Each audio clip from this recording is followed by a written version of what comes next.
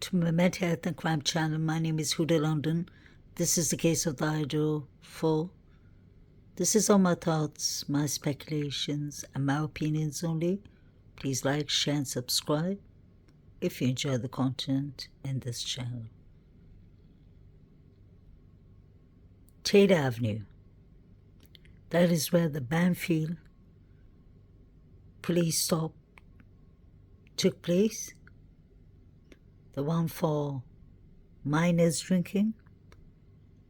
Although they were minors, they were 19 years old. They were stopped crossing the field. They were on their way to Alpha Kappa Lambda. Saeed was watching some pictures on his device, and then the boys were brought across the field to exactly this spot. It looks like Maddie, his jacket was found behind this fire extension. I find it interesting that the cops took out the jacket from the bushes, checked the pockets, and then they took out that item that the cop has in his hand. That's interesting. Was that a GUN? Could there have been a GN? Let's not forget, from the beginning we were told a sharp edge weapon was used. It could have been a knife. It could have been anything. And it does look like a sharp edge weapon.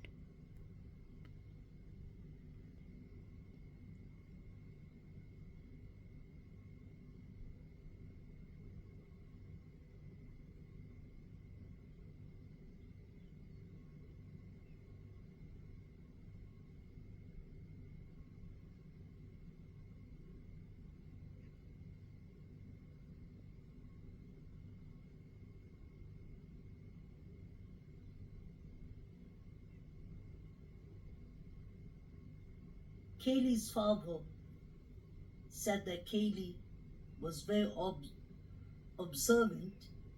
She used to pay attention to her surroundings, and if there's something that she feared or she felt like somebody was following her, she would take a picture.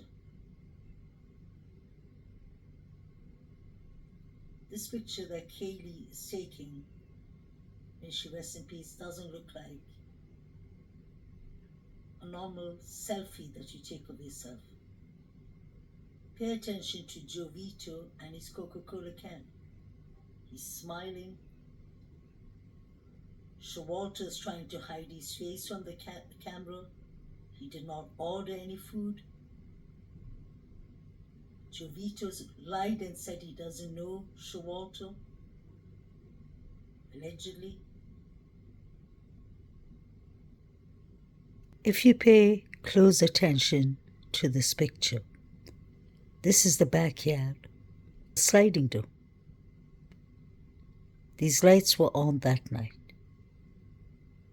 I would imagine that only somebody who is confident enough, knows this house and knows the residents, at least some of the residents, would dare to go inside so late at night with a dog inside the house. Make this make sense? It's interesting that Inan Harsh said that if he would go to this house, he would have gone from the sliding door in the dark. Did they actually climb up to Kaylee's veranda?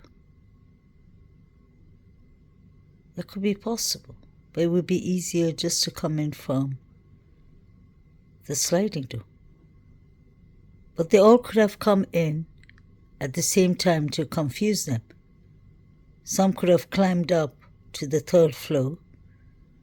Some could have barged in from the front of the house. They have the code. And some could have come in from behind. We heard a lot of yelling inside the house. And it sounded like it sounded a bit outside. That's why I believe it could have started from the sliding door, because the neighbors are very close to this house. Why didn't the neighbors call 911?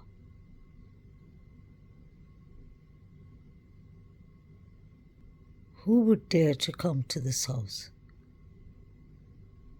Unless the enemy is within. Enemies could have been people they knew, people they lived with, and people on the outside, in the fraternities and sororities. Possibly ex-partners. The struggle would have been going on at the parking lot in Queen Road. And they could have been coming down from Willenta Drive. This was, in the beginning, from Grizzly True Crime, this channel. If you read upstairs to the right, this is so hard to watch. Ethan texted my son at 2 a.m. and he's almost positive that they were still at Sigma Chi at that time. Based on what the text said, that wouldn't have put them at the house until 2:10 to 2:15. My son called the tip line and reported this days ago, but they're still saying that Ethan and Zana were at the house at 1:45. Frustrating. So this mother is saying that her son received a text message from Ethan. So 2 a.m. So if Ethan reached home at 2:10, 2:15, the fight or the struggle would have started at 2:25, because we heard the struggle from 2:25. They must have just come home, sat and relaxed a bit, and somebody attacked them. Just in my opinion. If you go according to the statements and the text messages friends have been putting up. What about the tripod? How come nobody speaks about that? The tripod from Illinois recorded a female yelling hysterically and running at 2 a.m. from the sliding door to in front of the house. And he said a black truck was parked outside 1122 King Road at 2 a.m. So was Ethan and Zana attacked on their way home? Because DM said that she didn't see them. But yet again she saw Zana lying on the floor when she was running down to BF's room after 4:30. Something's not right with this story. It doesn't add up at all, in my opinion.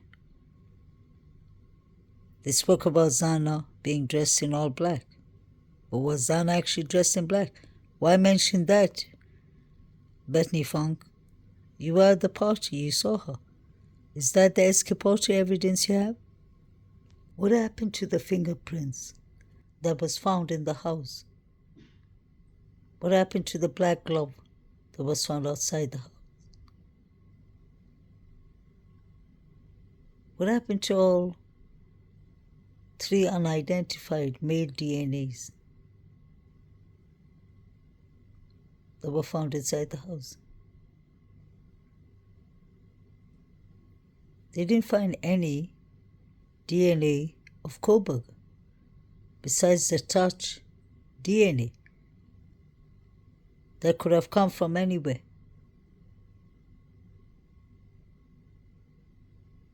I wonder if this was the same truck that was driving by Taylor Avenue at 3 a.m.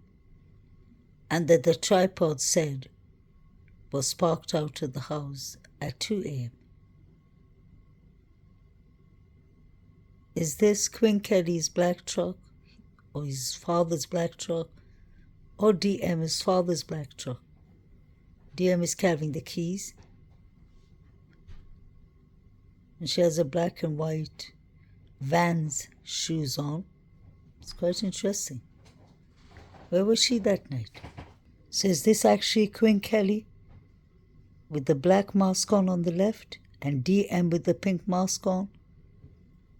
The person on the Wright was seen in front of at 3:33 a.m. at night in front of 1122 King Road. So there are many people who were carrying masks that night. They were posting these pictures on Visco, Snapchat, they're paying Venmos. There's a lot of activities going on that night. It wasn't a quiet night. Absolutely not. Let me know what you think about this. Please like, share, and subscribe. May the victims rest in peace.